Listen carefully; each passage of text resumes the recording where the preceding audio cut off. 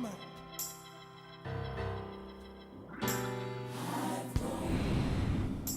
Through the fire, and I've been through the flood. I've been broken into pieces, seen lightning flashing from above.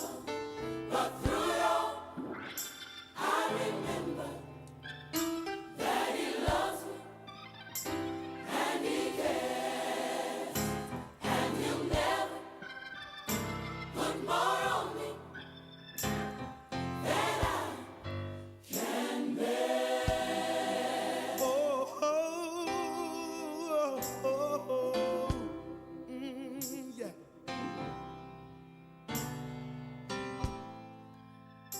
Ooh, wee Jesus.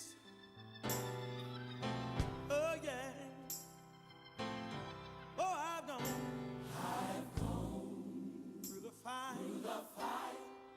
And I've been through the flood. I've been broken. We had a case in East London where two cars came together in a road. None of them would give way to each other. And then one guy got out and shot the other guy, said he was disrespecting him. Just because of giving way on the street, one brother's dead and one brother's doing a life sentence. People get ready, there's a train a-coming. You don't need no baggage, you just get on board. All you need is faith to it diesel's a humming. You don't need no ticket, you just thank the Lord, yeah, yeah.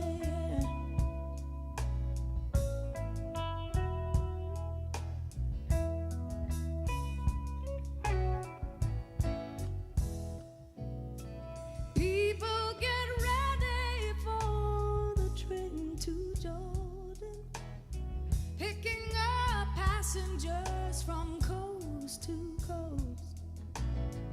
Faith is the key, open the doors and board them. There's room for... This is a very difficult question.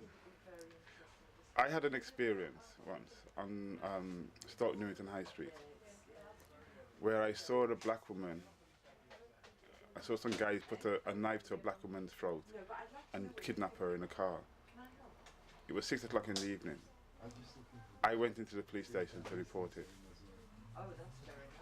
I was arrested. I was arrested for a burglary. They said they saw a Rasta they've been looking for a few weeks and I fit the description. There are a couple of things here. It made me think, if I saw a crime on the street again in the future, would I report it? Me, an honest tax-paying citizen, scared to go and report a crime because the police may misuse, abuse the fact that I'm there in their station and I'm easy prey for them.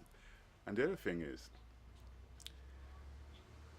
from the community, people who are scared, from people in the community come back and say, hey, you are grass. You know what I mean? You chat to police about us and all those things. And you find that the police don't offer protection. So, and you know, it's the truth is, when you need a police, you can't find them.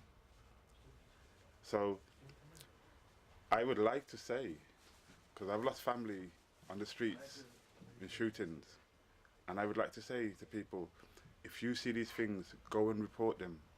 If you're a witness to any shootings on the streets, anything like this, go and report them. But I know what the reality is. I know that you can report it, and very quickly you can end up dead yourself.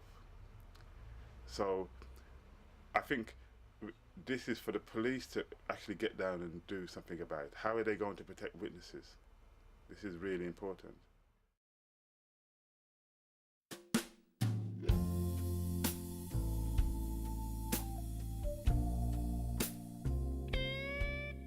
My son Anton was shot, stabbed repeatedly and beaten before being dumped in the river face down. and the perpetrators are still walking among us. Why? Now that simple word holds the answers to too many questions. I was in school at the time when I heard, and it wasn't a good feeling when I totally realized, and I went home and I cried and stuff, and like being at the funeral and things like that. It was just a weird feeling.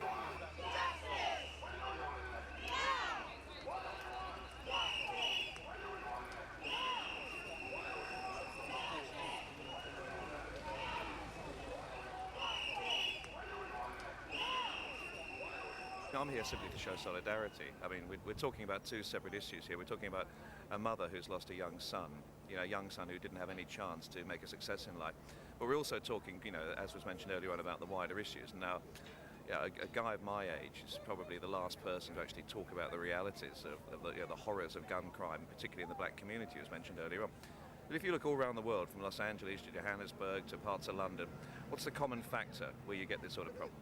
The common factor is urban decay, deprivation, poverty and alienation. And I don't think you need to be a rocket science to work out that there's a lot of pressures on people and they're reacting, okay, in the wrong way, but that's how they're reacting. We need to actually address the causes of why people aren't engaged with society, why they feel that this alternative lifestyle, this idea of going around blowing people's heads off is somehow acceptable. It ain't. It's ripping the heart out of a community, and it's actually destroying some of the best and the brightest and the most decent kids.